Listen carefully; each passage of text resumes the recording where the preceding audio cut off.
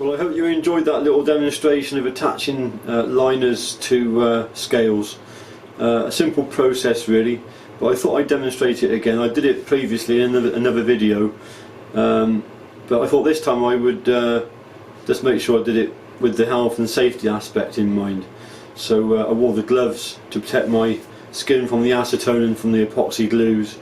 I had the dust extractor running, and I used the vacuum, the vacuum cleaner to set the dust off the scales, which is very important. The problem with knife making is that it is just so dusty, and when you're working, if you're just building the knives on a small scale, maybe you know it's always wise to avoid contact with dust anyway, but on a small scale, you know, you might be able to get away with it for a little bit, but I wouldn't recommend it. But when, like me, you're in this environment day in, day out, I think it's really important to avoid any cumulative effect of contact with the dust as much as you can. Dust can cause you eye, skin and breathing problems and irritations, and some wood dust can be carcinogenic as well, so we've got to avoid as much as we can inhaling this stuff and touching it. Not always easy, mind, but you know, that's one of the drawbacks of knife making, unfortunately. Anyway, next job for me to do is to attach these scales to a tapered tang knife. So first of all, let me just show you how I've marked the scales. When I assess the wood, I look at the grain first of all. Now this is sort of fairly uniform grain on this. This is a piece of very hard Australian wood. But on each side I put an arrow facing up. There, you can see it there as well, an arrow facing up. And on the top I've also got an arrow facing inwards. Nothing on the bottom, just the top. And as this is going onto a tapered tang knife, I've temporarily glued with a dab of epoxy, sorry, a dab of super glue, little spacers on the back, and that means that when I put these onto the drill press table, they'll give me that little bit of allowance to allow for the taper, so they should fit onto the taper nice and accurately, which you'll see before we assemble and glue the scales on. But having these marks means that I can't inadvertently do them back to front. Well, it's impossible now with that on anyway. You can easily identify where they've got to go. Believe me, I've made a few mistakes in my time, so you know, it's good to have this sort of approach where you are absolutely certain which way you're going to orient your scales. The knife in question has been prepared, and I've hand rubbed it to its final finish. I've yet to key up the tang. That'll happen right at the very last minute before we degrease and glue the scales on. The holes serve two purposes. One is to lighten the knife slightly, but more importantly to allow for the pins to go through, of course. This particular knife has been drilled for mosaic pins, but also to allow the glue to pass through the tang and make a good strong bond with the scales on the other side. There are holes there. You can't see the through holes on them because they're full of they're clogged with anti-scale compound, but when I draw them out they'll be nice and clean.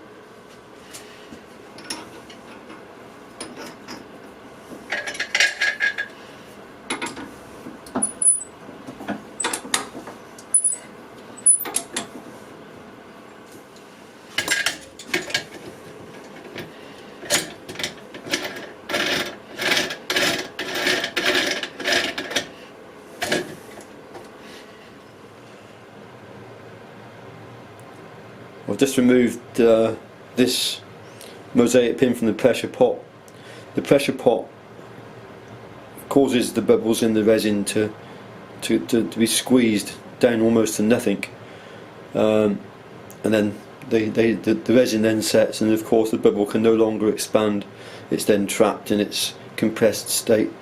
So when you come to cut the mosaic pins to length, you end up with a good pin with no air bubbles showing. So I'm going to cut that one to length now.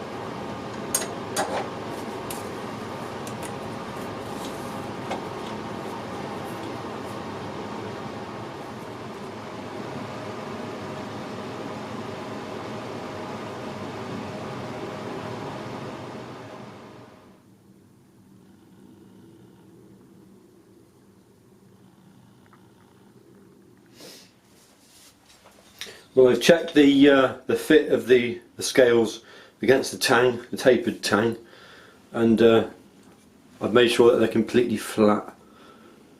They're completely flat and there's no gaps. And I dry assembled the knife. I've keyed up the tang, I've keyed up the scales, and I've made what I call little pits in the scales, and that just it forms little glue pegs, and just really increases the surface area and the adhesion of the scales to the tang of the knife. So now it's just a matter of degreasing everything, mixing up the glue, assembling the knife, clamping it up, and then leaving it for 24 hours before I finally shape the handle.